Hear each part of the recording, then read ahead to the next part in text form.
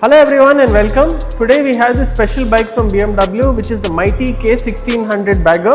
So it's common for our paint protection film treatment and we're going to be applying the pre-cut PPF which comes in the template. So I'm going to be taking you through how it's done. So this is how we get the pre-cut PPF. It is fed into a machine, the plotter, and it is cut through the software. So I'm going to show you this one piece over here which is on the side of the tank.